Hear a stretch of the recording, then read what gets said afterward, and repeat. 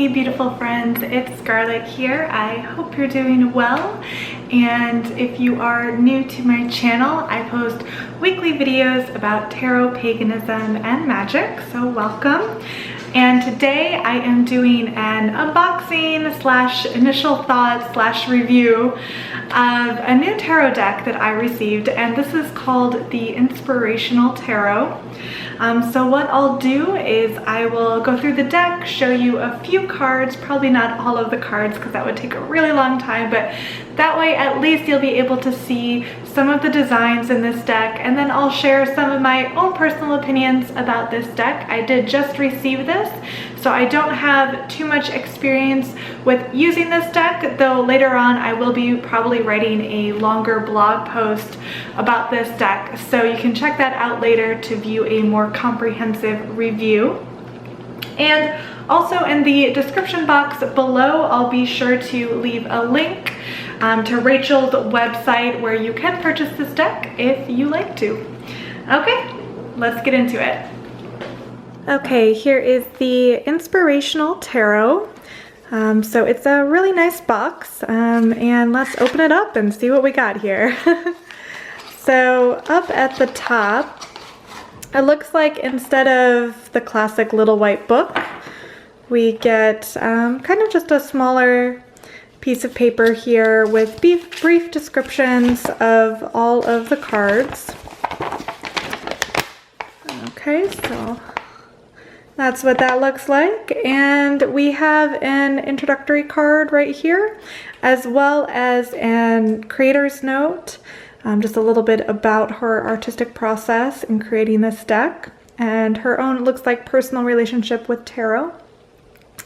And then we get into the majors. And before I show you the majors, I just wanted to take a moment and show you the beautiful backings of this particular deck. They're super silvery and shiny, and I actually think I'll be taking my silver Sharpie to do the edges here, so it'll look kind of more like the Fountain Tarot if you are familiar with that deck.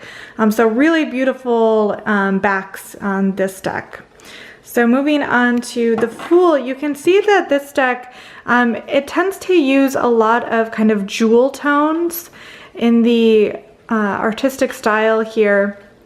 It almost kind of looks a little Russian almost in the designs too that the figures are wearing. So here we have the Fool wearing a very ornate almost dress here. And the backgrounds all look to be black and pretty minimal, with just kind of the main focus on the figures in the images. So we have the Fool, the Magician here, looking very nice. You do still have kind of some of that classic symbolism, though instead of the infinity sign being up at the top like you see in the Rider-Waite, here it's at the bottom. Though you do still have representations of the four suits. So you have your pentacles, your cups, your swords, and your wands.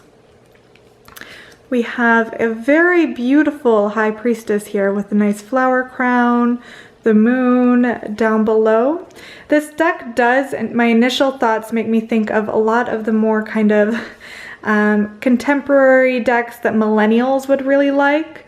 It's kind of got that stylized motif. The Empress here looking very beautiful, beautiful crown. We have the Emperor. Seems all the men have kind of mustaches in this deck, which is kind of funny. Again, just a lot of blues and pinks and purples. Those seem to be the primary colors featured in this deck. We have our Hierophant, pretty classic image. And then we have a really beautiful depiction of the lovers. This is actually what is on the box, this image. And I really do like this, this drawing here. Though when I think of what the lovers actually represents, it's not necessarily the best depiction of what this particular card means. Contrary to popular opinion, perhaps. The Lovers is often more about decision making than pure romance. That's kind of more in the realm of the Two of Cups, but still a really beautiful artistic depiction of this card. We have the chariot here with the 2 horses, and it looks like this is the first one where you don't see a human figure, so we just kind of have the stylized horses and the kind of chariot throne in the background. Strength. So this is the first time you kind of get some different colors. All of these seem to be pretty similar, and then you get to strength and you get kind of the classic lion coloring there. We have our Hermit. My favorite card in tarot is the Hermit, so I always pay attention to what this card looks like, and it does look like a pretty typical depiction of the Hermit. He does have his lantern here. We have the Wheel of Fortune with an arrow. That's almost kind of like a Native American designed Wheel of Fortune depiction. We have Justice, so the scales. Oh, this is coming right out of Egyptian mythology, the feather of Ma'at weighing against the heart. So if you are familiar with Egyptian mythology, after you die, you weigh your heart against the feather of truth. And if your heart is heavier, then it gets thrown to this creature that's part lion, part crocodile.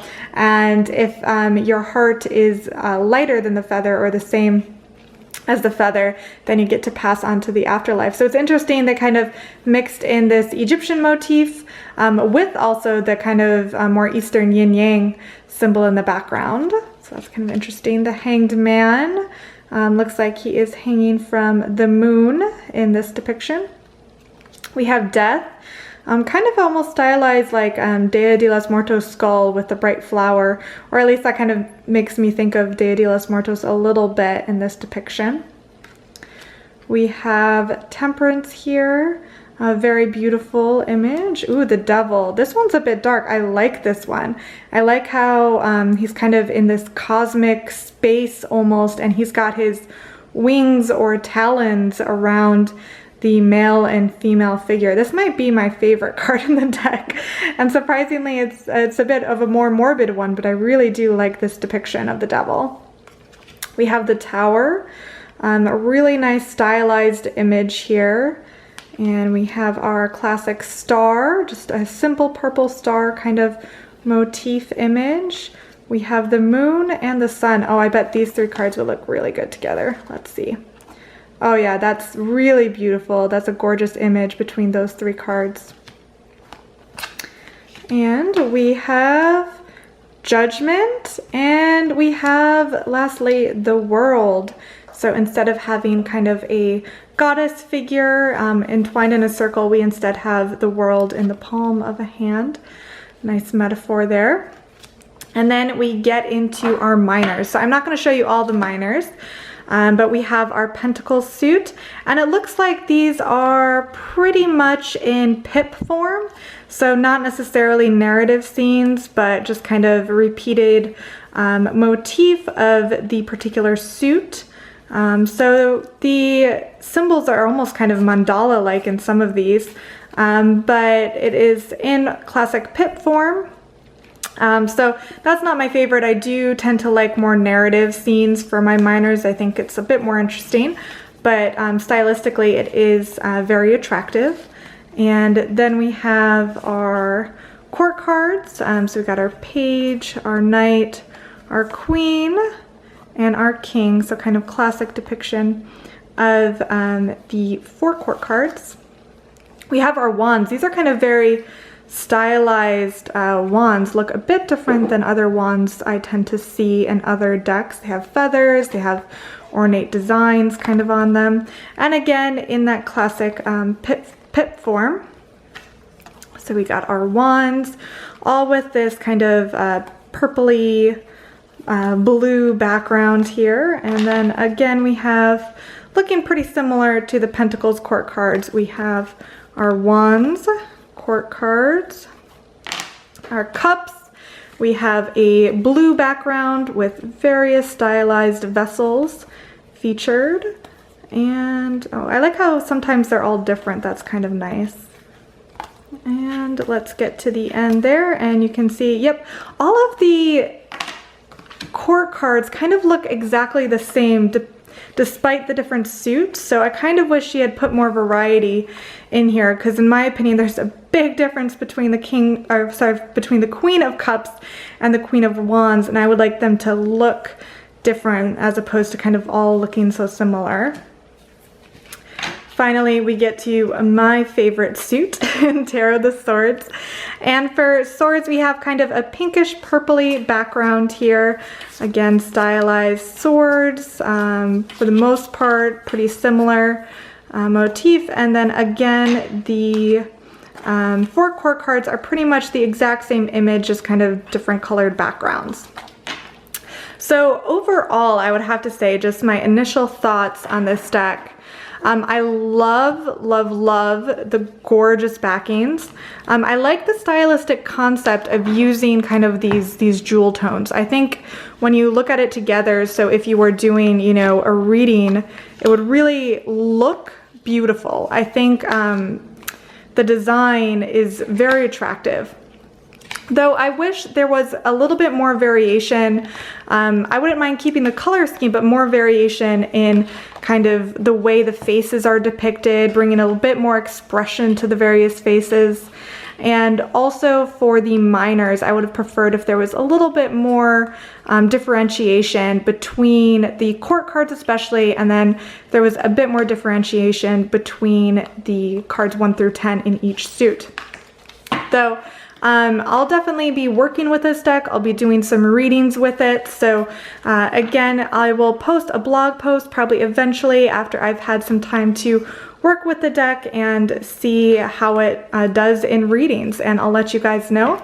And again, I will put the description of her website in the comments down below, so definitely do check that out if you want to learn more about this deck. And I hope you like this review, but I want to hear from you guys, so definitely in the comments let me know your opinions on this deck. And if you also have this deck, let me know how you like to read with it. If it's good for certain types of readings versus others, I would love to hear your thoughts.